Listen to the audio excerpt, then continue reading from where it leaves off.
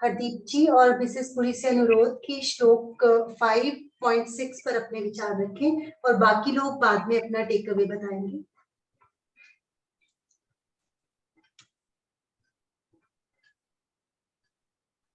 हरदीप भाई साहब, मिसेस पुरी।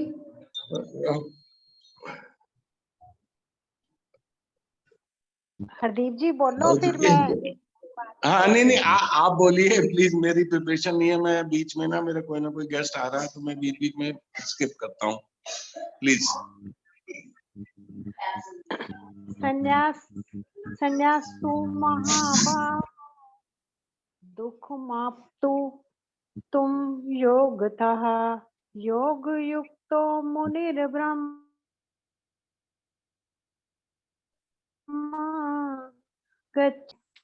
इसमें भगवान जी कहते हैं, जो भक्ति में न केवल समस्त कर्मों का परित्याग करने में कोई सुखी नहीं बन सकता, भक्ति में लगे बिना केवल समस्त कर्मों का परित्याग करने से कोई सुखी नहीं बन सकता, परंतु भक्ति में लगा हुआ विचारवान व्यक्ति शीघ्र ही परमेश्वर को प्राप्त कर लेता है। इसका मतलब ये है कि कर्म योग या भक्ति में लगे हुए जो लोग हैं, वो कर्मों का छोड़ तो सकते नहीं, कर्मों को छोड़ेंगे तो कोई सुखी नहीं बन सकता, कर्म तो करने ही पड़ेंगे ना। इसीलिए कर्मों का परित्याग करके वो सोचे कि हम सुखी बन जाएंगे, तो वो सुखी नहीं बन सकते। लेकिन जो कर्म योग में लगे हुए हैं और भक्ति में लगे हुए हैं, भगवान की भक्ति में, और वो उन्हें भगवान जल्दी प्राप्त होता है। क्यों? क्योंकि जो कर्म योग में लगे हुए होते हैं वो अपने लिए कर्म करते हैं, लेकिन सारा कुछ भगवान को समर्पित करते हुए करते हैं, इसीलिए उन्हें हर जगह भगवान ही भगवान दिखता है, तो वो भगवान को प्राप्त कर लेते हैं। तो इसमें है कि सन्यासी तो दो प्रकार के होते हैं ना, जो एक तो वही जो ज्ञानी योग है, और एक है जो कर्म योग वाले हैं। ज्ञानी कर्म योग वाले तो जो कर्म करते रहते हैं, लेकिन अपना अंदर से सारा कुछ, मतलब अपने उसमें अहम की भावना नहीं आती, कर्तव्य भाव नहीं आता, तो यही होते हैं। और दूसरे सांख्य योग वाले होते हैं, जो जो कर्म योग वाले होते हैं वो भगवान की भक्ति में हमेशा लगे रहते हैं। जो ज्ञानी होते हैं वो पहले ही देखने में वो लगते हैं कि संसार से उन्होंने विरक्ति ले ली है, और जो कर्म योग वाले होते हैं वो ऐसे लगता है कि वो संसार में उनकी आसक्ति है, पर अंदर से वो भी उनकी आसक्ति नहीं होती किसी भी कर्म में। तो ये दोनों ही, और ये सोचे कि हम अपने कर्म योगी सोचे कि मैं अपने कर्मों का त्याग कर दूं और मैं सुखी हो जाऊंगा, ऐसे संन्यास धारण कर लूं, तो वो सुखी नहीं हो सकता। लेकिन वो संसार में रहते हुए, कर्म करते हुए, सारा कुछ प्रभु को जो समर्पित करते होते हैं, वो अंदर से भी संतुष्ट रहते हैं और परमात्मा को भी पा लेते हैं। और जो मान लो वो कर्मों को छोड़ दें और संन्यास धारण कर लें, लेकिन उनकी जो वृत्ति है वो संसार में लगी रहे, देखने को तो लगे कि वो सन्यासी हैं, लेकिन वो अंदर से और उनका ध्यान, उनकी ध्यान और जो वो क्या बोलते हैं भाई, संसार में फंसा रहे, तो वो परमात्मा को प्राप्त नहीं कर सकते। वो जो होते हैं वो सन्यासी ऐसे आत्म साक्षात्कार नहीं कर पाते, क्योंकि वो उनके मन में संसार के प्रति इच्छा भावना रहती है, इसीलिए वो प्रभु को नहीं पा सकते। इसीलिए कहते हैं कि जो कर्म करने वाले होते हैं और अपने आप में लगते हैं, सारा कुछ परमात्मा को समर्पित करते हुए चलते हैं, उनके मन में कोई आसक्ति नहीं होती, तो वो सन्यासियों से श्रेष्ठ माने जाते हैं, तो वो प्रभु को जल्दी पा लेते हैं। मैं सर इतना ही कह पाऊंगी। मैंने तैयार तो करा नहीं था वैसे, बस ऐसे श्लोक को देख के मैंने अपने आप बोला है। ठीक।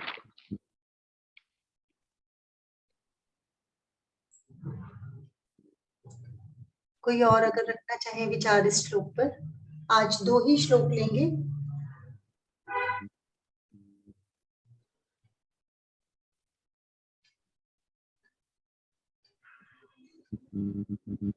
संगीता जी।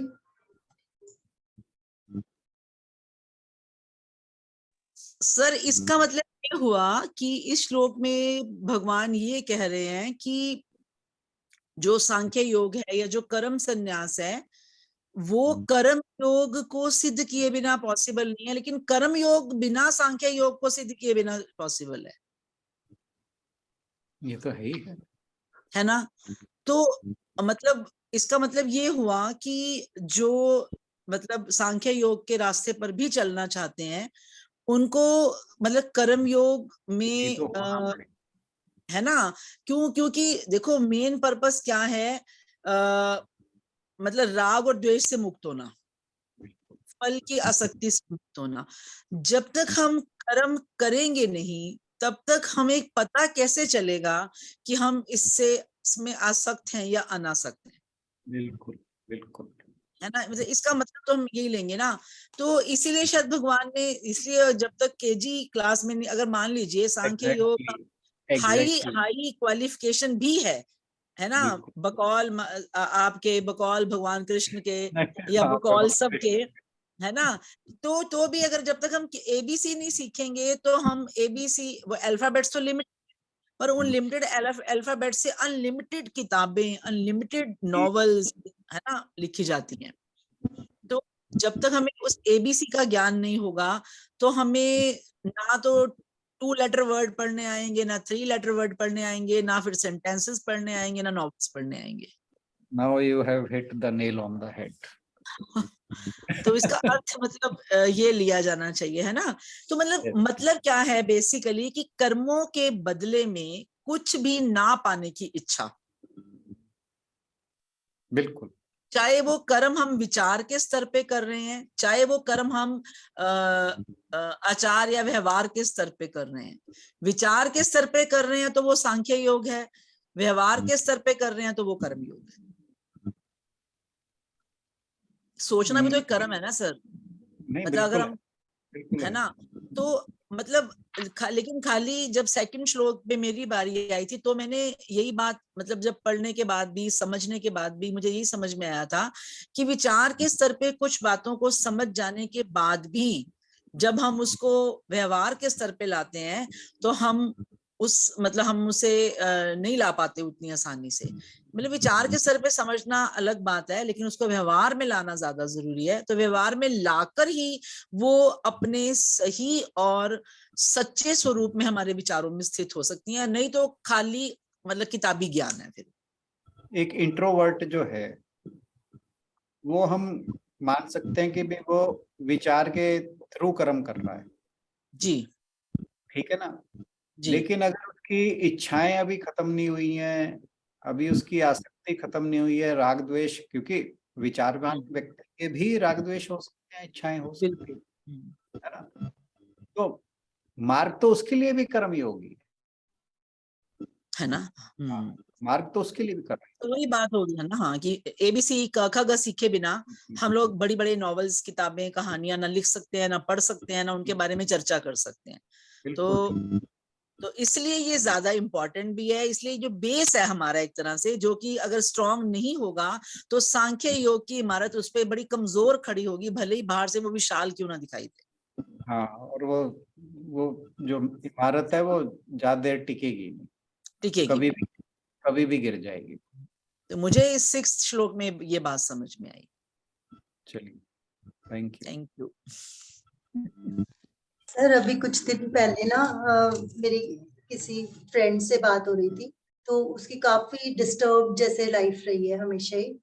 तो वो अभी पहले वो कहती है कि मेरे को नहीं आता था, लेकिन जैसे अंजू जी कह रहे थे कि पहले तो नहीं ऐसे आया, अब क्यों आने लगा, बड़ी देर से आया है। तो कहती है मैं पागल थी, मैं तो उस समय ऐसे सोचती थी कि ठीक है, मैं अपनी प्रॉब्लम से बचने के लिए अपने आप को सारा दिन काम में ही लगाए रखती थी, या जॉब ऐसी ढूंढी कि जिसमें ज्यादा टाइम मेरा घर से बाहर ही निकले। तो मैं वो उसे लग रहा था कि मैंने उस समय में ऐसे ये सब ज्ञान का मार्ग या ऐसा क्यों नहीं अपनाया। तो सर ये भी तो फिर एक मतलब हमारे वो जैसे आपने भी बताया या इन्होंने भी अभी संगीता जी ने बोला कि ABCD वाली बात कही है, तो वो इसका मतलब वो परमात्मा डिसाइड करते होंगे इसका मतलब कि किस समय हमें किस चीज की जरूरत है। हम किस चीज के लिए कब तैयार हो रहे हैं। एक्चुअली क्या है कि हम चीजों को सोचते हैं कि मैं अब इसको, मुझे ये चीज मिल जानी चाहिए, बट यू नेवर नो कि whether you are mature enough to receive that और नॉट। भगवान को पता है कि तुम इस चीज के लिए अभी तैयार हो कि नहीं। कहते हैं ना कि उसकी रजा में अगर रजा रखो तो ज्यादा अच्छी है, क्योंकि हम जिस चीज के लिए रजा रखते हैं, हम जिस चीज के लिए सोचते हैं, वो हो सकता है कि हमारे हित की ना हो, पर भगवान हमारा हित ज्यादा बेटर जानते। और कई कई बार आपने कोट पढ़ी भी होगी कि हर चीज का एक समय होता है, जब जिस चीज का समय होता है वो उसी समय अपने आप मिल जाएगी। तो पर ये समय डिसाइड कौन करेगा, हम नहीं कर सकते, हमें पता ही नहीं है इस चीज का, भगवान को पता है। भगवान जी हर चीज, उन्हें तो हर चीज का पता है, उन्हें पता है कि कौन कब किस चीज के लिए उसको रिसीव करने के लिए तैयार हो रहा है। तो हमारी बुद्धि कम है, हमारी सीमित है, लेकिन वो जो अनंत है उसे तो सब पता है, वो तो सर्वज्ञ है। तो हमें जो चीज जब मिलती है, हमें तभी मिलती है जब हम उसके अधिकारी हो जाते हैं। तो हमें केवल कोशिश यही करनी है कि अपनी यात्रा, अपना प्रयास भगवान को समर्पित करते हुए अपनी बुद्धि से जितना अच्छा हो सके, जितना देहात्म भाव से मुक्त हो सके, जितना इच्छाओं से मुक्त हो सके, जितना, मैं वर्ड इसलिए यूज कर रहा हूं कि हम गृहस्थ हैं, ये चीजें हमें बार बार परेशान कर सकती हैं, और कई बार हम फ्लो में इन चीजों के साथ बह भी जाते हैं। हम का मतलब जब मैं कहता हूं तो मैं अपनी बात कहा करता हूं, तो क्योंकि हम सब गृहस्थ हैं, तो ऐसा हो सकता है औरों के साथ भी ऐसा होता हो, लेकिन हमें प्रयास तो यही करना चाहिए कि हम इन चीजों से धीरे धीरे जितना अपने आप को बचा पाए, उतना ही हमारा रास्ता आगे का सुगम होता चला जाएगा, उतनी ही बाधाएं हमारी कम होती चली जाएंगी, और हमें कब क्या मिलेगा इसके बारे में हमें सोचने की जरूरत ही नहीं है। जैसे बार बार अंजू को कोट कर देता हूँ, वो कई बार डेस्परेट हो जाती है, हमें डेस्परेट भी नहीं होना, let the things come in their own way. वो भगवान जी हमसे बेटर जानते हैं कि हमारे लिए कब क्या ठीक होगा, हमें केवल और केवल अपने कर्म करने हैं या अपना प्रयास करना है, बाकी भगवान जी पर छोड़ देना है। वो जब भी उन्हें ठीक लगेगा, जब भी उनका अनुग्रह होगा, ग्रेस होगी, वो हमारे लिए जो भी बेटर होगा वो हो जाएगा, इतना विश्वास हमें करना चाहिए। जब भगवान को हम समर्पित हो जाते हैं तो इतना तो हमें विश्वास होना चाहिए, इतनी उन पर श्रद्धा होनी चाहिए कि जब हम जिस चीज के लायक हो जाएंगे वो हमें अपने आप अपने लिए वो उपलब्ध हो जाएगी। लेकिन हमें यह भी नहीं इसकी आकांक्षा करनी या इच्छा करनी कि वो हमारे पास आएगी ही, जो भी हो भगवान जी के जो भी आए उसे प्रसाद समझें, चाहे वो अच्छा है चाहे बुरा है। अच्छा और बुरा तो नहीं होना चाहिए, क्योंकि भगवान जी बुरा तो कुछ कर ही नहीं सकते। आएगा वो तो अच्छा ही, मतलब हमें वो अच्छा या बुरा लग सकता है, भगवान जी कभी बुरा नहीं करते।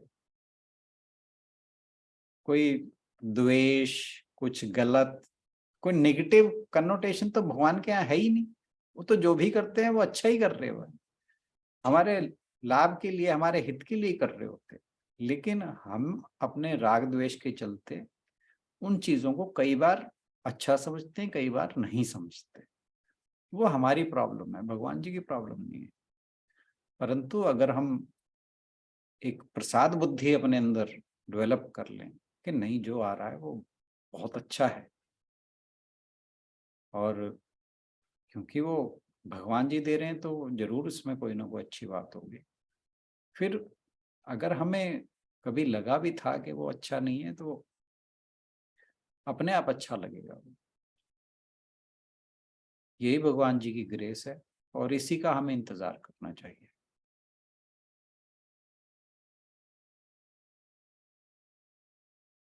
सर मुझे ऐसा लगा जब आशु ने ये पूछा कि ये भी क्या भगवान जी ही डिसाइड करेंगे, या कि हमें कब मतलब क्या करना चाहिए, है ना। तो इसका अर्थ ये भी हो सकता है ना कि मतलब भाई अगर हम सन्मार्ग पे नहीं चल रहे हैं, या हम अपने मानव जीवन का जो है उसकी इम्पोर्टेंस नहीं समझ रहे हैं, तो ये भी हम ठीक रहा भगवान के सर ही फोड़े में भी भगवान ने अभी हमें बताया नहीं कि भी हमें सन्मार्ग पे चलना है, या हमें मतलब अपने जीवन के महत्व को समझना है ना। इस बात को ऐसे भी मतलब जब हम आड़ लेते हैं किसी बात की, जब हम ये कहते हैं कि जब ये प्रश्न पूछा गया, आशु ज्यादा अच्छे से बता सकते हैं कि उनकी मंशा क्या थी ये प्रश्न पूछने के पीछे। मतलब मुझे ऐसा लगता है कि हम ये भी सोच लेते हैं कभी कभी कि अगर हम मतलब नहीं चल पा रहे हैं अच्छे रास्ते भी, हमें पता ही नहीं है, जैसे अंजू ने बोला कि हम कर्म ही करते रहे इतने सालों तक, तो ये अब भगवान जी ने डिसाइड किया कि भी हम अब हमारे जीवन में गीता क्लास जो है घटित होगी और हमें इसकी समझ आएगी। तो क्या इसको ऐसे लिया जाना चाहिए, या ऐसे लिया जाना चाहिए कि जैसे मैंने ये बोला कि ABC वाली बात, मैंने जो एग्जाम्पल जो मेरे को सूझा कि जैसे माँ बाप जो हैं वो बच्चे को पिक्टोरियल बुक्स लाके देते हैं जब बच्चा छोटा होता है ना, उसके जरिए वो उसको फलों के नाम, रंगों के नाम, अंगों के नाम सब सिखाते हैं। लेकिन जब बच्चा 3, 4, 5 जितने भी साल का होता है तो उनको लगता है अब बच्चा तैयार हो गया, अब इसको स्कूल में डालना चाहिए। लेकिन जब स्कूल में डाल दिया, फिर वो बच्चे की जिम्मेदारी आयो, तब वहां से बच्चे की जिम्मेदारी शुरू हो जाती है कि माँ बाप ने, तो माँ बाप मतलब भगवान, कि हाँ भाई अब तू परिपक्व हो गया, अब तेरे को मैंने डाल दिया इस रास्ते पे। मतलब इतना ही भगवान के द्वारा रास्ता चुना जाएगा या डिसाइड होगा, क्या उसको इतना लिया जाना चाहिए। उसके बाद हमारी अपनी जिम्मेदारी आ जाती है फिर उस पे। या बच्चा माँ बाप ने डाल दिया KG नर्सरी में, स्कूल जा रहा है, यूनिफॉर्म ले दी उसको, कपड़े ले दिए, अच्छे स्कूल में एडमिशन करा दी, फिर वहां पे अब टीचर्स की, बच्चों की, बच्चे की अपनी और पेरेंट्स की जिम्मेदारी, उसी को शायद आत्म कृपा, गुरु कृपा और प्रभु कृपा, इन तीनों का जो मिला जुला संगम है, उसको ही, उसी का ही जो अच्छा अगर मतलब निचोड़ निकाला जाए तो वही फिर हमारी स्पीड बढ़ जाती है परमात्मा के रास्ते पर चलने की। यहाँ पे एक कंफ्लिक्ट दिखाई देती है। आशु क्या पूछने का क्या अर्थ था, मैं ये जानना चाहूंगी। चलिए। हाँ जी, उनका भी यही मतलब था जिसकी मैं बात कर रही हूँ, और मेरा खुद का भी यही है कि हम भी वही थे और प्रॉब्लम्स भी मिलती जुलती थी, और ये नहीं है कि आसपास ऐसे लोग भी नहीं थे, तब भी थे और अब भी थे, तो तब क्यों नहीं हम उस मार्ग पर चले। इसका मतलब वो विवेक की कमी थी ना, मतलब हमारी कमी थी इसका मतलब। तो मतलब भगवान ने हमें मतलब वेट किया कि हम मतलब हमारे अंदर विवेक कब आएगा, वो स्थिति भगवान द्वारा पैदा की गई, और फिर हमने उस विवेक को पकड़ा और फिर हम उस रास्ते पे चले। मतलब ये आप पूछना चाहती हैं। मुझे मतलब समझ में नहीं आया पूछने का कारण, उसके पीछे क्या लॉजिक है, क्या वजह क्या है, मतलब क्या रीजन क्या, मैं वो जानना चाहती हूँ। कि विवेक जागृत करने की जिम्मेदारी भगवान जी की है।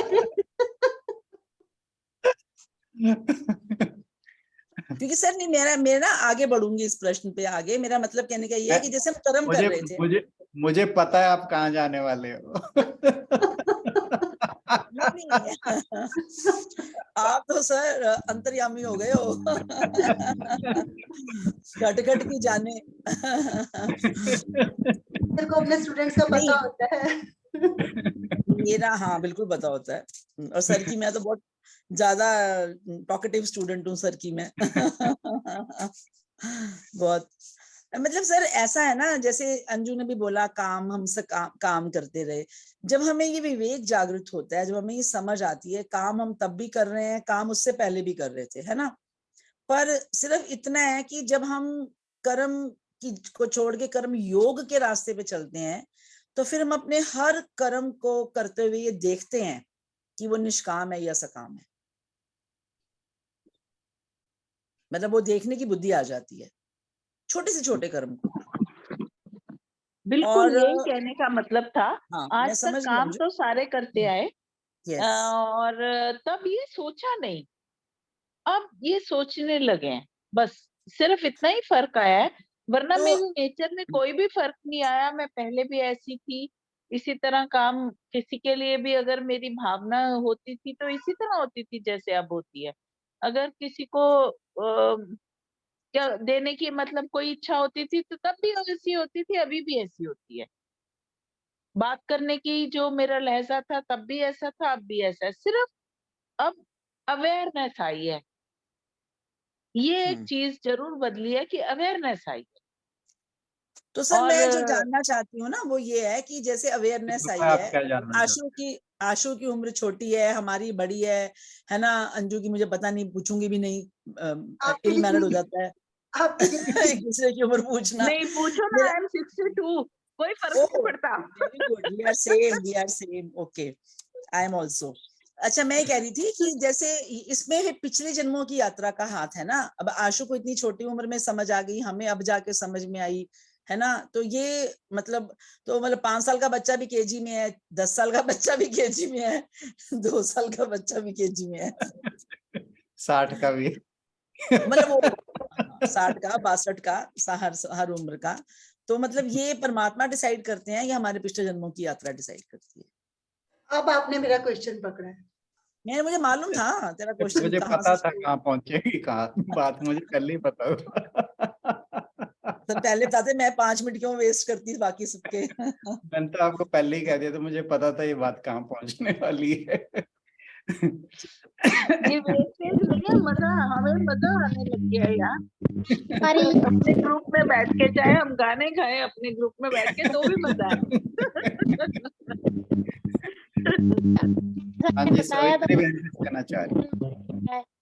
हाँ जी सर, पकड़ रहे हैं। हेलो। हाँ जी, हाँ जी।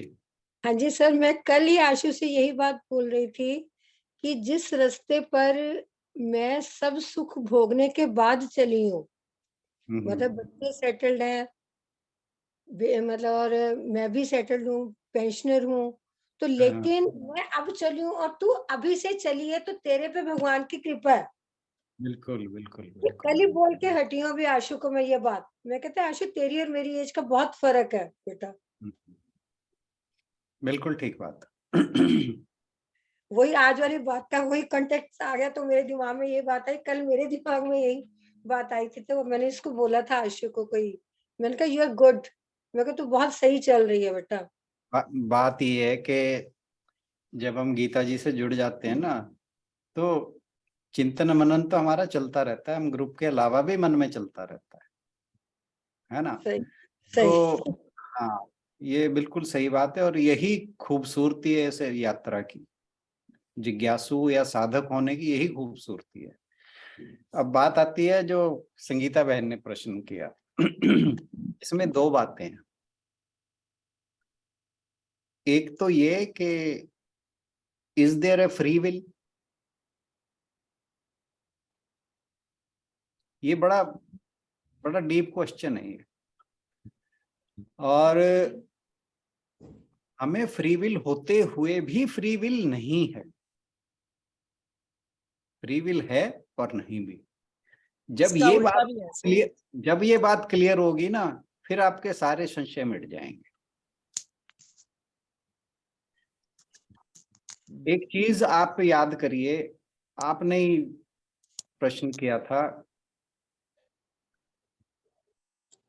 6ठे अध्याय के लास्ट श्लोक में, जब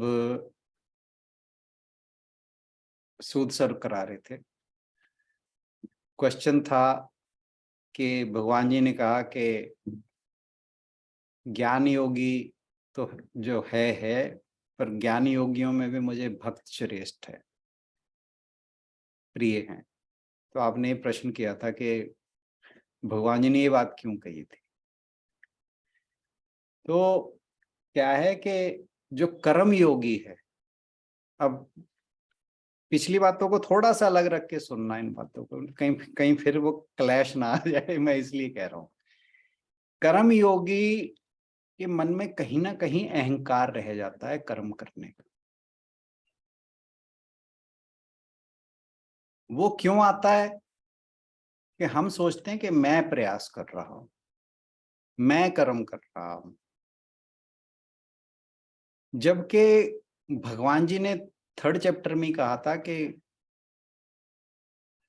सब कुछ जो हो रहा है वो प्रकृति के गुणों के कारण हो रहा है। जो ये बात आती है ना कि हमें फ्री विल है, हमें कर्म करने का अधिकार है, लेकिन कर्म करने का अधिकार हमारा सीमित है।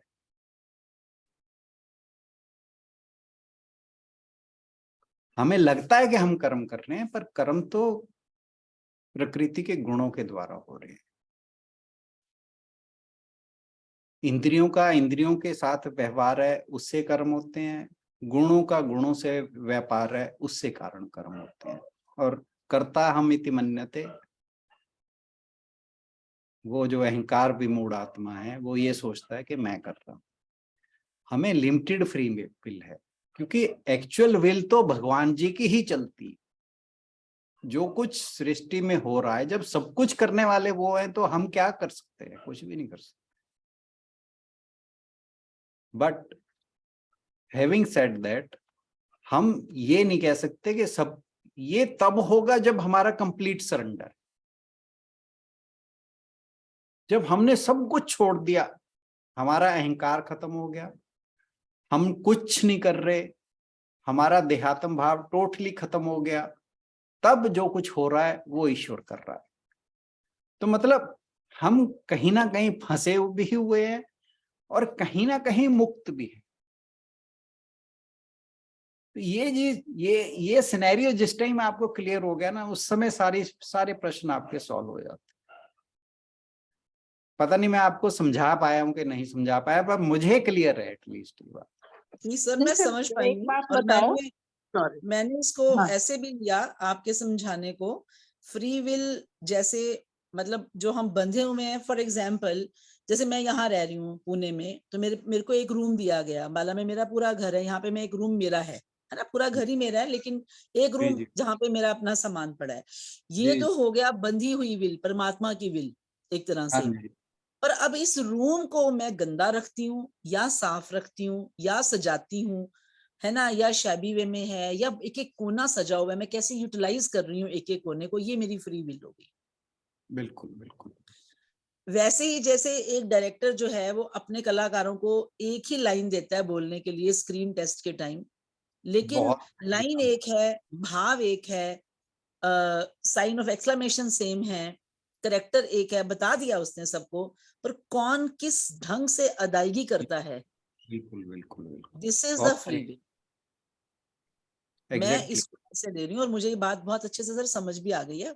उतनी शायद नहीं आई जितनी क्लैरिटी आपको है, पर मुझे भी मतलब काफी रोशनी मतलब नहीं, आपने काफी इसको ठीक तरीके से समझ लिया जी। और ये बहुत अच्छे से समझने की जरूरत है हमें। और सर और एक जो आपने एग्जांपल दिया, क्लियर हो जाता। हाँ जी, एक में महाराज जी ने एक जगह लिखा था, आपके पास चंद्र प्रभास है, उसके पिछले कुछ पन्नों पे आप जाके देखना, एक लाइन लिखी हुई है उन्होंने कि मतलब माँ जो 2 बच्चे खेल रहे हैं बाहर, एक बड़ा बच्चा और एक छोटा बच्चा है। छोटा बच्चा जो है वो गिर गया है, बड़ा बच्चा भी पसीने से लथपथ है, तो माँ भागी आएगी, छोटे बच्चे को तो उसकी धूल पोंछ के गले से लगा लेगी, उसको प्यार करेगी कि मेरा बच्चा धूप गर्मी में मतलब उसको, और जो बड़ा बच्चा उसको थप्पड़ लगाई, तेरे को अक्ल नहीं है, इतनी गर्मी है, तुझे दिखता नहीं है, भीग रहा है। कहते जो ज्ञान योगी है वो बड़ा बच्चा है, जो भक्ति योगी है वो बिल्कुल ठीक बात है, बहुत सही, बहुत सही। तो प्यार माँ का दोनों के लिए है, पर प्रकट करने का तरीका अलग है। चिंता दोनों में है, दोनों सेंटेंसेस में चिंता ही प्रकट हो रही है, पर उस चिंता को प्रकट करने का तरीका दोनों बच्चों के लिए अलग अलग है माँ का। तो शायद भगवान का भी जो हम जो इस रास्ते पे जल्दी या लेट चलना, या जो ज्यादा बुद्धि लगा के चल रहे हैं, या जो टोटल सरेंडर करके चल रहे हैं, ये फर्क है।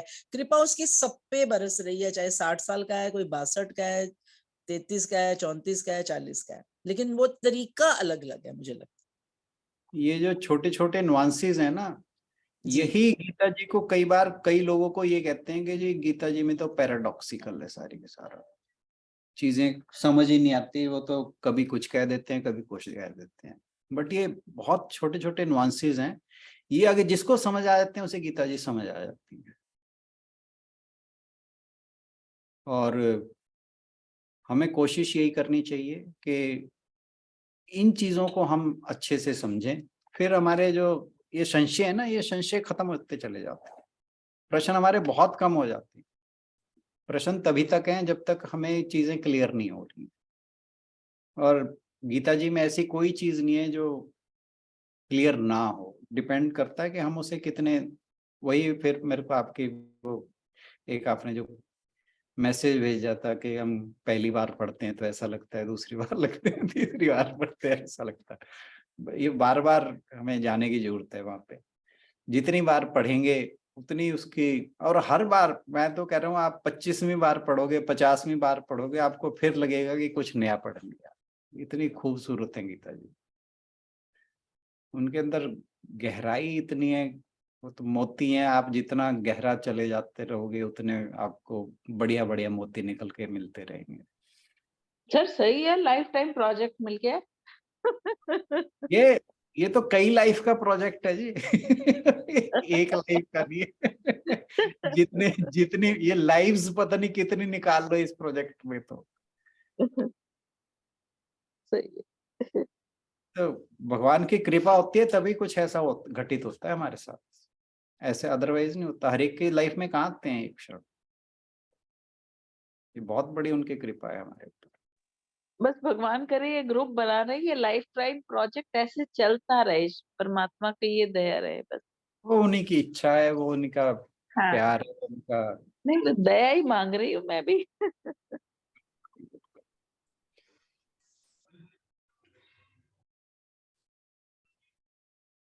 चलिए इसी के साथ आज समापन की ओर बढ़ेंगे। सर ने जब ये श्लोक करवाया था तो ये भी कहा था कि जैसे एक पका फल स्वयं ही पेड़ से पृथक हो जाता है, वैसे ही एक कर्म योगी भी परिपक्व अवस्था को प्राप्त होने पर स्वयं ही संसार से विरक्त हो जाता है। तो हम सब आभारी हैं, कृतज्ञ हैं परमात्मा के, जिन्होंने हमें इतने अच्छे सत्संग में लाकर बिठाया, जहां आप सभी के इतने सीनियर लोग सब मेरे साथ हैं, जिनसे कि हम एक दूसरे से सीख पा रहे हैं और बहुत कुछ ज्ञान हासिल कर पा रहे हैं। और सभी हम आभारी हैं राणा सर के भी, जो हमें इतने प्यार से और इतने भरपूर अपना 100% तो कम होगा शायद, पता नहीं कितने परसेंट देके सर हमें समझाने की कोशिश कर रहे हैं। Thank you so much sir, हम सभी की तरफ से बहुत बहुत धन्यवाद आपका। समझाने की नहीं, मैं समझने की कोशिश करता हूँ। सर ये भी तो फिर कुछ हमारा गुड लक है ना कि आपको अच्छा लग रहा है हमें समझाना, समझना, हमारे साथ बैठना। हाँ, yes yes, that way I am too lucky. I am blessed rather. आप तो अपनी बुक्स में क्रेडिट हमने ले लिया सर, आपको अच्छा लग रहा है हमें समझाना। सर मैंने वो दोबारा भेज दिया मैसेज गीता जी वाला, ओके, थैंक 8 यू। बार पढ़ने वाला। वो तो मेरे को लग रहा है कि हर हफ्ते आ जाना चाहिए। एक रिमाइंडर। मैंने वो रखा हुआ था संभाल के, तो मैंने भेजा। चलिए बहुत अच्छा लगा सर, बहुत अच्छा। चलिए फिर समापन Thank कर जाते हैं। रोम रोम से थैंक यू। सच में, हाँ रियली, इससे बेटर शब्द नहीं है तो यही यूज करने पड़ रहे हैं। I am blessed, I am blessed. All are sir. इतना इंटरेस्टिंग हो जाता है ना, तभी यू सच में सिट सुनीता जी, एंड बिल्कुल। Listen to everything. Yes. मतलब सिर्फ ये हम इसको आध्यात्मिक नहीं समझें, अगर हम सिर्फ ये समझते हैं कि it is something so interesting and so engrossing कि अदरवाइज इतनी देर भी बैठना कई बार मुश्किल हो जाता है। नहीं, एटलीस्ट रस है मतलब मेरे सुनीता लिए जी, तो बहुत हाँ, मुश्किल हो जाता है। टाइमलेसनेस की हाँ, आनंदमयी स्टेट में चले जाते हैं हम लोग, मुझे तो ऐसा लगता है। बिल्कुल। आनंदमयी ट्रांसेंडेंट जो है ना, ट्रांसेंडेंटल स्टेट वो हो जाती है। Right right right. एग्जैक्टली, हाँ बिल्कुल। ये सबसे बड़ी बात पता है क्या है सर, दुनियावी लोग है ना, तो सबसे बड़ी बात जो मुझे यहाँ लगती है, यहाँ पे बिल्कुल इस बात का खौफ नहीं है कि कोई हमें जज कर रहा है, कोई हमें हमारे शब्दों से तोलकर हमारी बुद्धि या कम बुद्धि या ज्यादा बुद्धि का अंदाजा लगा रहा है। बस हम फ्लो करते हैं, बहते हैं और बोलते जाते हैं बस। अच्छी बात हमारे ग्रुप की सबसे हाँ, बड़ी यही है कि हमें यहाँ ये पे बहुत ये बड़ी बात नहीं है। है कि कुछ कम है कुछ ज्यादा है, सारे हम एक ही लेवल। मतलब बोलने वाले किसी को भी नहीं लगता होगा, मुझे लगता है ये हाँ, अपनी बात है तो तभी हम अपनी क्लैरिफिकेशंस कर पाते हैं। कर पाते हैं। अगर हम सोचते रहेंगे तो फिर हम मतलब हमारे संशय अंदर ही रह जाएंगे, फिर वो सर क्लियर हम कर ही हाँ, नहीं पाएंगे। मेरे गुरुजी पता है क्या कहते हैं, कहते हैं कि उनके यहाँ जब जाओ तो ऐसा लगता है, ये नहीं लगता, लोग ये बोलते हैं कि कोई हम मतलब गंदे पानी की बाल्टियां, तो कोई हमें पानी बाहर फेंक के उसको धो मांज के उसमें ताजा पानी भर रहा है, नहीं, ऐसा लगता है जैसे it's a process of blooming of a flower, कि एक एक पत्ती खुलती चली जाती है, एक एक पत्ती खुल रही है सबकी, मतलब सबकी एक एक पत्ती खुल रही है। तो हम अपने आप से ही अपनी तुलना करें तो हम मतलब काफी खुल चुके हैं। बहुत सही। से मतलब स्टेजेस ऑफ ब्लूमिंग, स्टेट नहीं, stages of blooming of a flower. चलिए सर, थैंक यू, ये तो लालच बढ़ता ही जाएगा। चलिए, थैंक यू एवरीबॉडी। ओम पूर्णमदः पूर्णमिदं पूर्णात् पूर्णमुदच्यते पूर्णस्य पूर्णमादाय पूर्णमेवावशिष्यते। ओम शांति शांति शांति। हरि ओम। सभी को बहुत बहुत प्रणाम और इस खूबसूरत चर्चा के लिए बहुत बहुत धन्यवाद। Thank you everybody, thank you so much, thanks from the bottom of my heart. हम सभी की ओर से राधा सर का भी बहुत बहुत धन्यवाद। कल मिलते हैं भगवत गीता के अगले सेशन में। Thank you everyone.